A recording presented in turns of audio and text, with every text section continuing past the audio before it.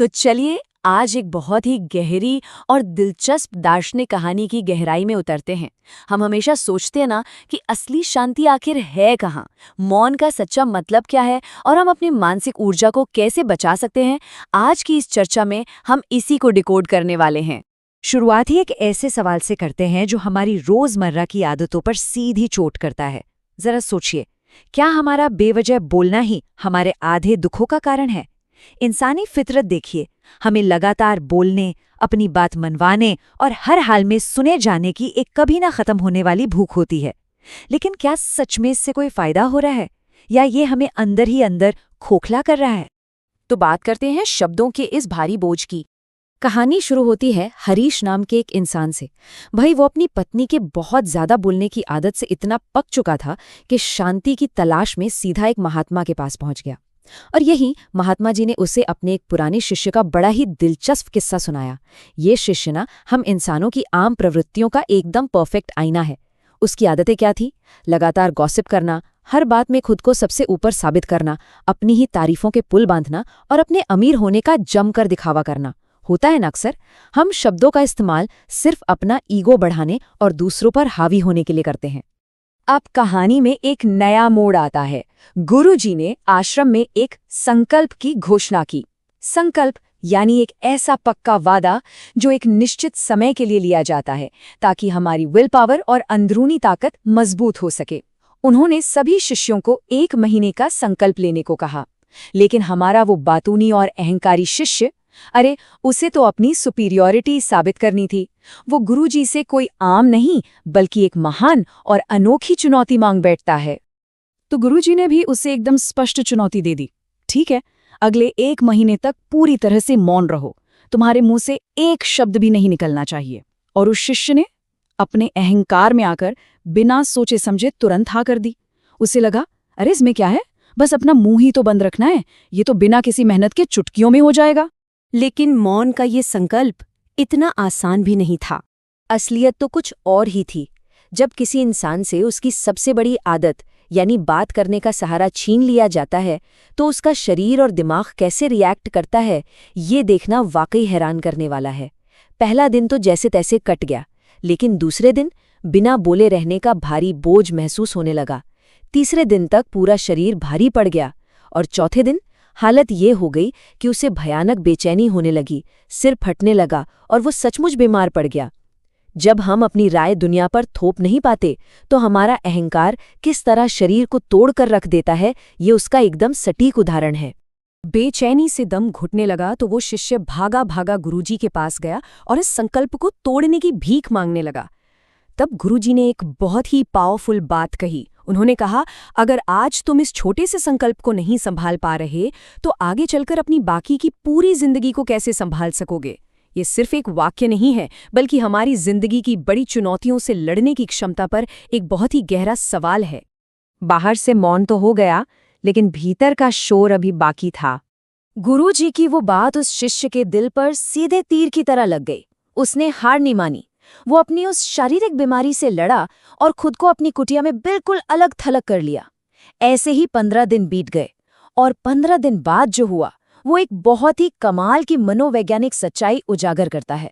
एक तरफ बाहर की शांति थी, होंठ एकदम मजबूती से बंद थे, लेकिन दूसरी तरफ भीतर एक तूफान चल रहा था। उसका दिमाग जोर जोर से चीख रहा था, लगातार सवाल पूछ रहा था, शिकायतें कर रहा था। मतलब बाहर से चुप रहने का ये मतलब बिल्कुल नहीं है कि आपको अंदर से भी शांति मिल गई है। जब उसने गुरुजी को ये बताया, तो गुरुजी ने कहा कि संकल्प अभी भी टूटा नहीं है।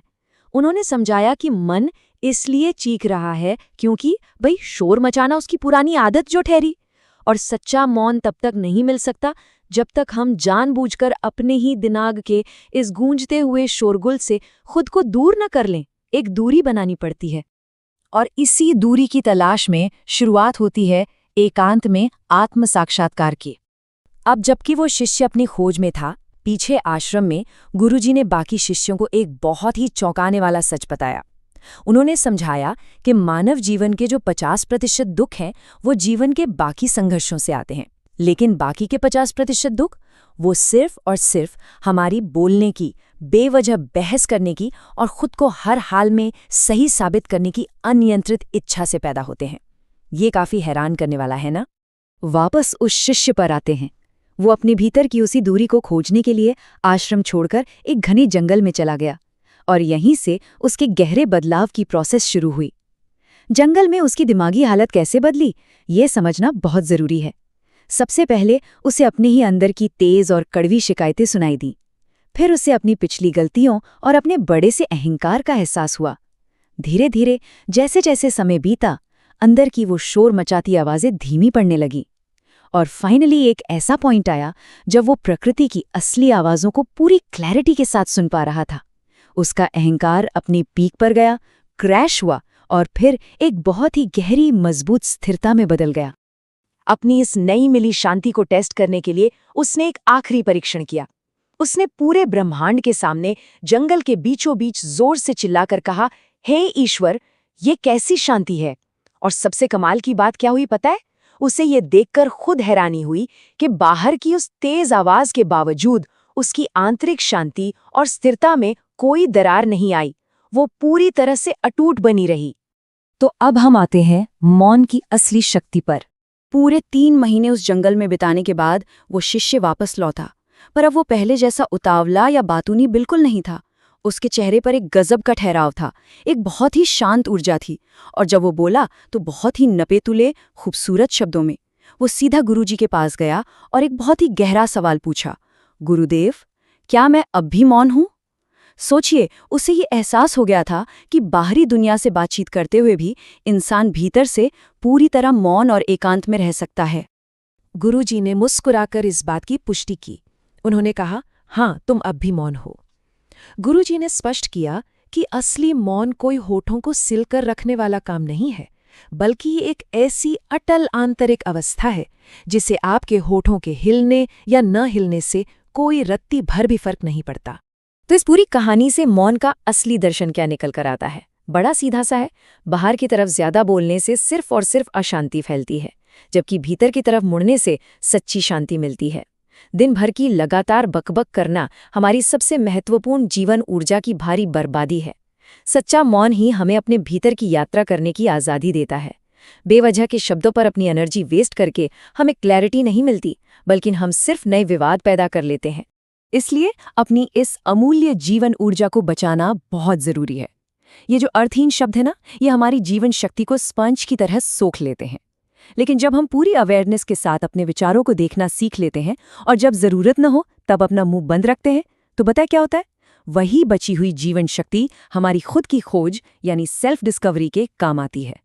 तो चलिए, आज की इस गहरी चर्चा को एक बहुत ही जरूरी विचार के साथ यहीं विराम देते हैं। जरा ठंडे दिमाग से सोचिएगा, हम अपनी कितनी ऊर्जा हर दिन सिर्फ व्यर्थ के शब्दों में बर्बाद कर रहे हैं। हर रोज फालतू के शोर और बेमतलब की बातों में हमारी कितनी जीवन शक्ति की बलि चढ़ जाती है। इस बात पर गहराई से विचार करने की वाकई बहुत जरूरत है, ताकि हम अपनी एनर्जी को सही जगह अपने विकास के लिए इस्तेमाल कर सकें। इस पूरी चर्चा में साथ बने रहने के लिए बहुत बहुत धन्यवाद।